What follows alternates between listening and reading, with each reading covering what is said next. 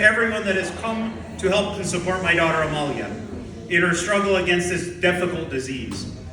To my family, especially for my tias, my cousins and family who helped put this event together. To James and for his family for sharing his music with us. To my mama for allowing me to stay, or us, Natalia and I, to stay at her house and for putting up with us for these last 7 months. And for Tina for sharing her bathroom. Huge sacrifice. And everyone else who have helped maintain our home in Boise, who've raked leaves, shoveled snow, picked up mail, watched our cats and dogs, who have put us on the news, sold shots at tailgates and to raise money. Of your grandson. And takes care of your grandson. And takes care of your grandson. Those who have offered help, those who have donated money to help Amalia, and who have kept Amalia and us in their prayers, the most important thing. I thank God for every single one of you all. It's a good feeling to be surrounded by so many people who have upheld us in so many ways by their love and prayers. Our family's world changed August 12th of last year when we were woken up at 4 a.m. by Amalia packing for heaven. She had put clothes in her suitcase ready to go, filled a clothes basket with everything she might need for her trip. A Bible, some icons of saints, a family photo, some hair clips, and of course some snacks. You need that when you're going to heaven. Amalia had been suffering with flu-like symptoms the days leading up to that morning, but now it became very apparent that something was really wrong. She kept asking, "Stop. Am I supposed to be here? And am I your Amalia or somebody else's Amalia?" She kept on hearing noises and seeing things that were not there, and she didn't seem to recognize any of us. We took her to the emergency room where the physician providentially did just simply dismiss Amalia's psychotic symptoms as a psychological order, as often happens, and send her to a mental facility. Rather, this physician, out of extreme caution, did a spinal tap, and they found there elevated white blood cells, which meant that this was a physical disorder, not a mental disorder. Many times these people that are suffering from this disease end up in mental facilities for weeks and even months on end.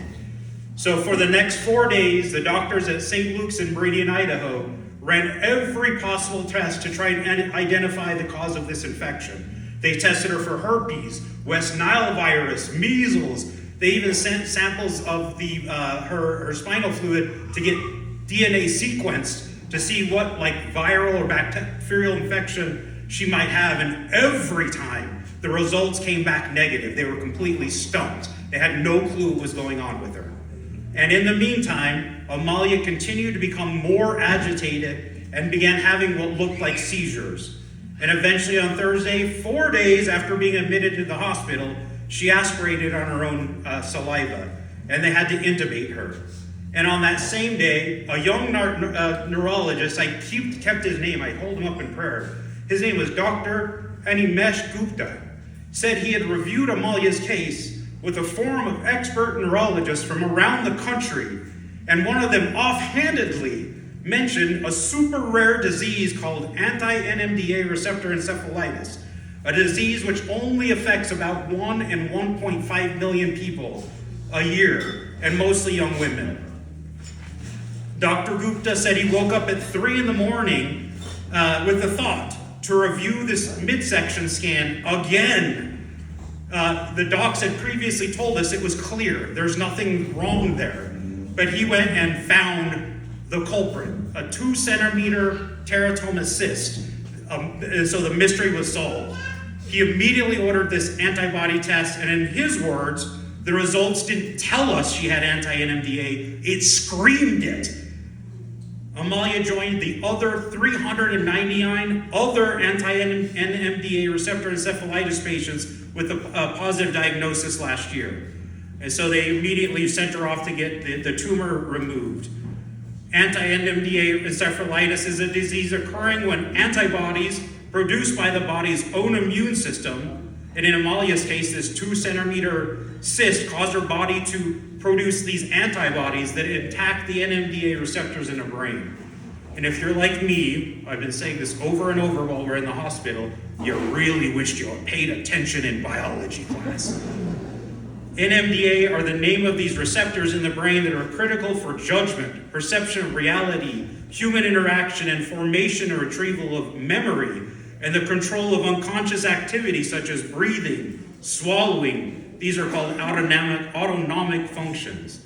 Amalia's antibodies, which are typically helpful in fighting infection, were instead blocking these receptors, these very important brain receptors.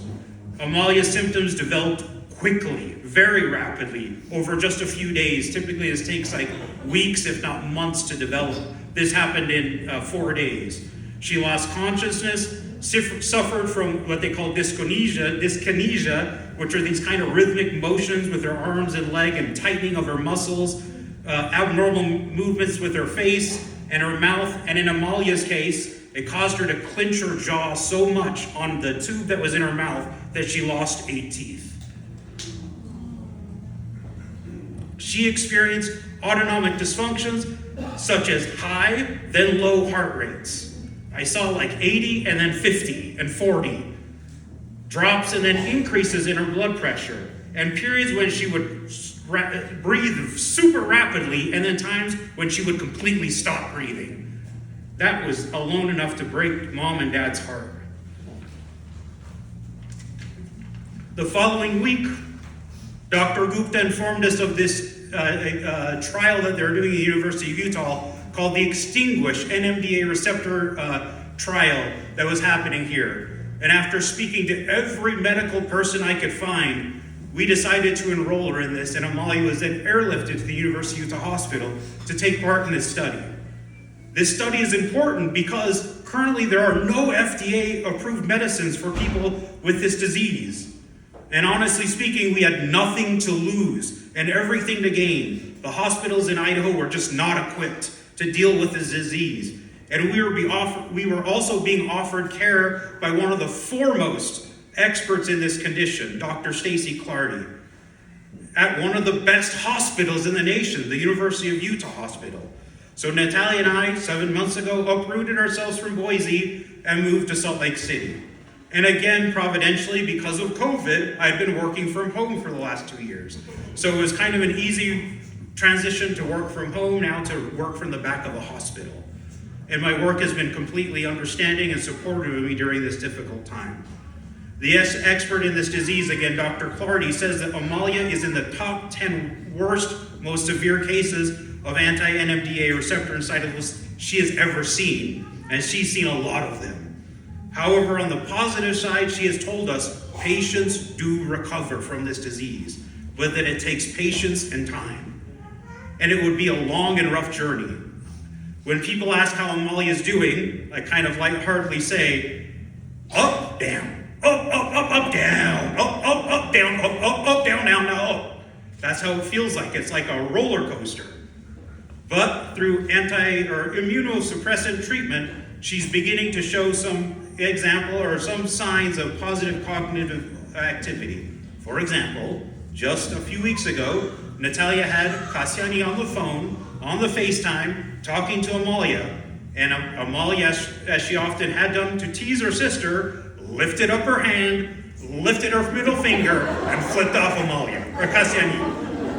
So, progress. Sure sign of improvement here.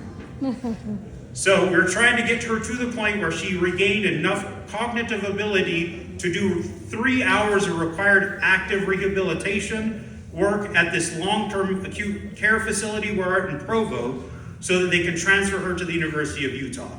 Natalia wanted me to mention that everyone's invited to come visit her if you're in Provo. I never thought I would have a reason to go visit Provo. Maybe you didn't either. You can come visit her there. Just give us a call and let us know you're coming. So we're hoping that we can get her to the University of Utah, rehabilitation, do more of an intense regime of treatment to get her back to her kind of baseline. Friends, over the last 7 months, we've seen God's providence in this ordeal. This has been one of the hardest things that Natalia and I have ever had to deal with. But it's amazing how things have and keep falling in place. This ER doc that took that one extra little step to ensure that this was physical, not mental, was providential. Amalia was diagnosed within 4 days rather than the weeks and months that it typically happens. And the docs tell us that that early diagnosis saved her life. She would have been dead, right, if she was in a mental hospital. I never really ever liked working from home. It was so isolating, right? But this worked in favor when we could simply pack up my laptop, my earphones, and log into the work from the back of the hospital room. And this medical trial, run by the foremost of experts in this disease, was in all places that it could be in Salt Lake City, my hometown. And if it were anywhere else, we would have had a very hard time staying with Amalia as much as we had, and everything else happening. It would have been hard, but it wasn't.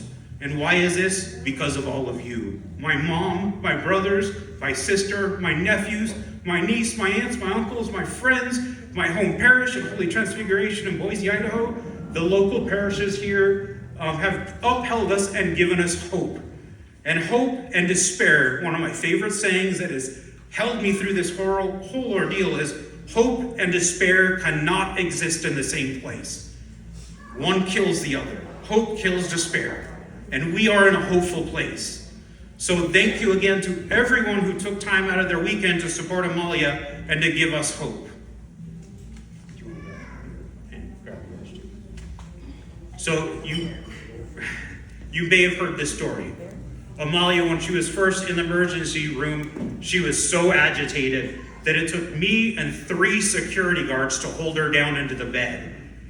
She was screaming at the top of her lungs, thrashing around, but in an instant, she calmed down, looked at each of us and said, "Hey guys, what are you doing? Do you want to go get some Trulies, go up to the mountain and watch the sunset?"